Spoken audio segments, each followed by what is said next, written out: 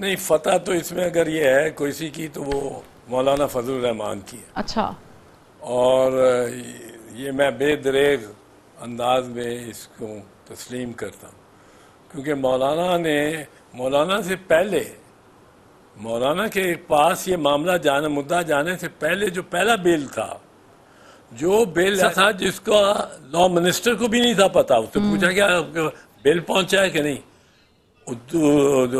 Information minister عطا اللہ طاہر کو بھی نہیں تھا پتا, ڈیفینس منسٹر کو بھی نہیں تھا پتا, اور لا یہ اس دن انہوں نے ٹیبل کرنا تھا آن دی, یہ پہلے ایک دفعہ. ہاں جی بالکل شروع میں کل پاس ہوا ہے نا. ہاں جی شروع میں جی.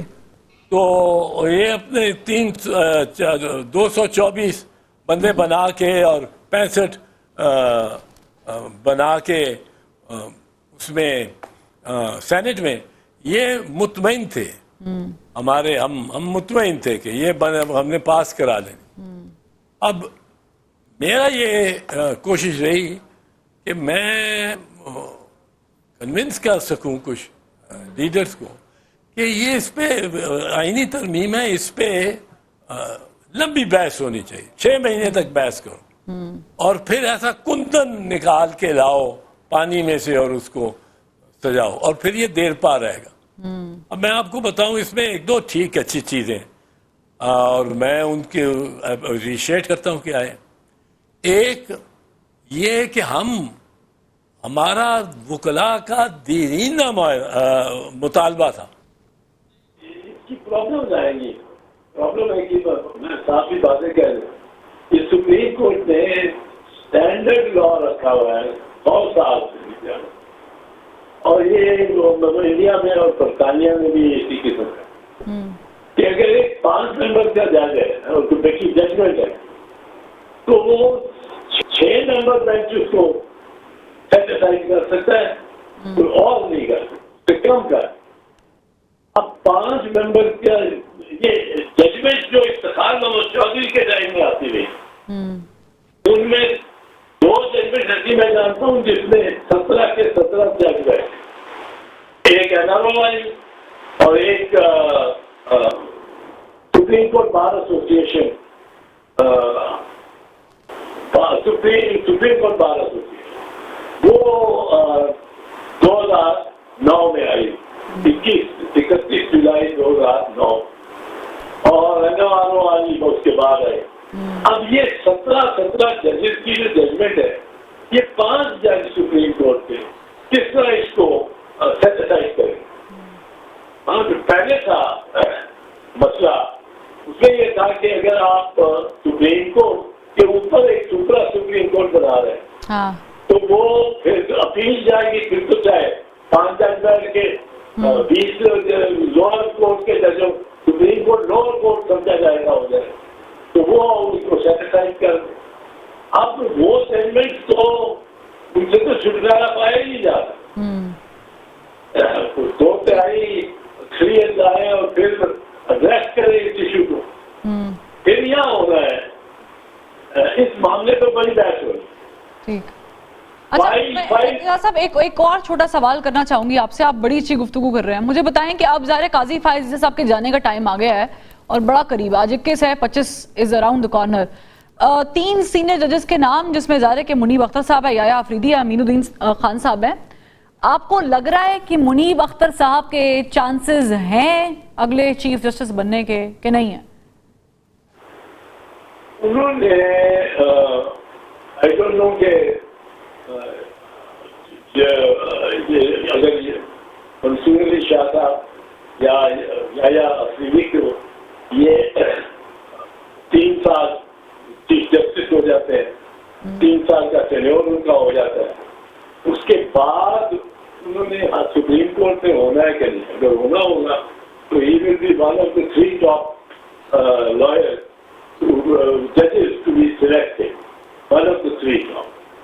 اب یہ بھی میں آپ کو ایک چیز بتا دوں, حقیقت ہے کہ ہمارا بنا تھا اس کو خاص اسٹرکچر پہ کوئی جھگڑا ہو سکتا ہے, پر یہ ہمارا یہ بھی تیرینہ مطالبہ رہا ہے کہ یہ عدالت کو اور چیف جسٹس کو خود اور بذات خود किसी बात वाले ने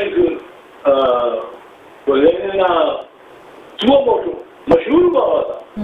जब मैं तो वकील रहा हूँ, इफ्तिखार मोहम्मद चौधरी कासिम हुए, वो ये मशहूर होता था कि एक साहब एक खास अखबार में मजमून लिखते, रात को उनको कहा जाता है कि ये लिखो, वो दूसरे दिन छपता है, जिस दिन छपता है उस दिन वो चीफ जस्टिस उसके सुबह मोटो ले ले।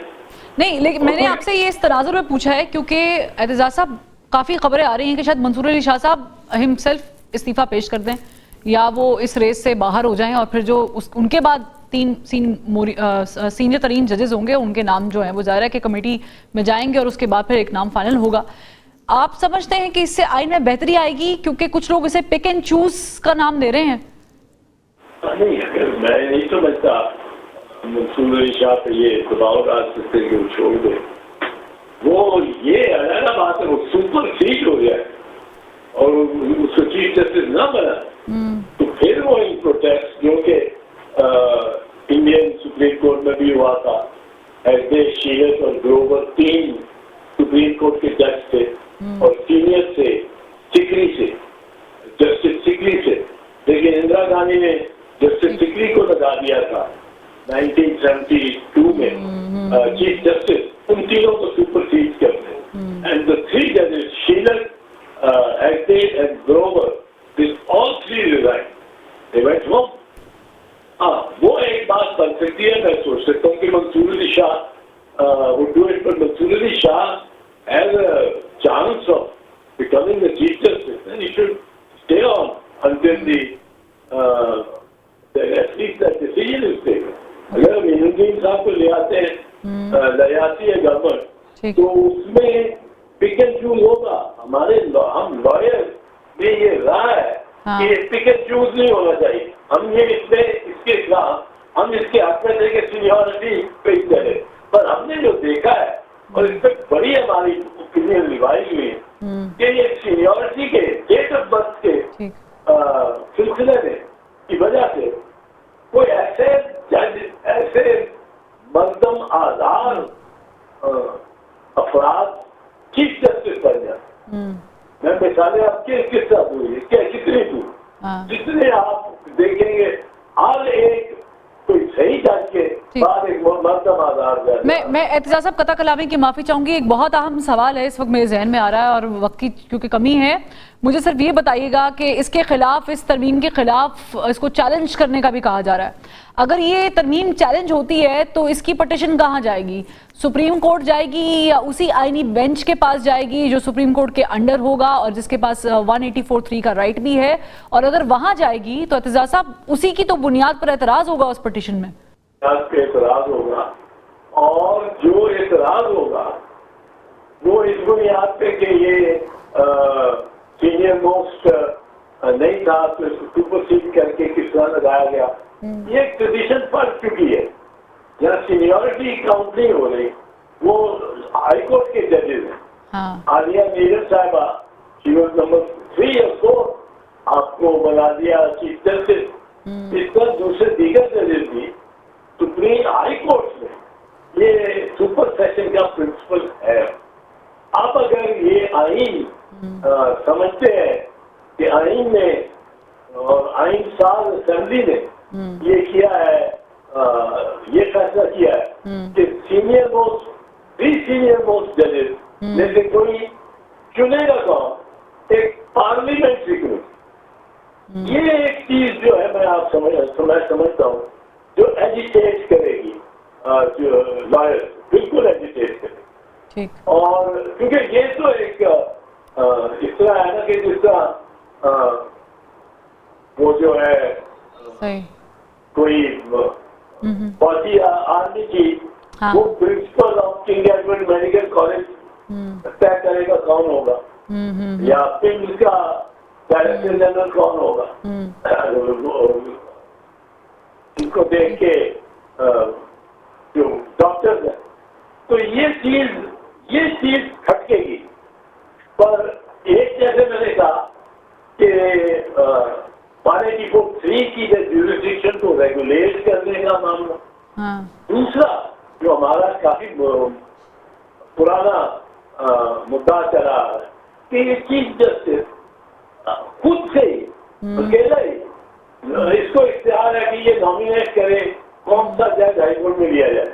वो जो कमीशन है अपॉइंटमेंट जिसके जरिए होती है दिल्ली, तो उसमें ये असूल बना दिया था इफ्तिखार मोहम्मद साहब कि नॉमिनेट जजेस को सिर्फ चीफ जस्टिस कर सकता है, उनको मेजॉरिटी से allow to proceed to be elevated, वो उस कमीशन का था।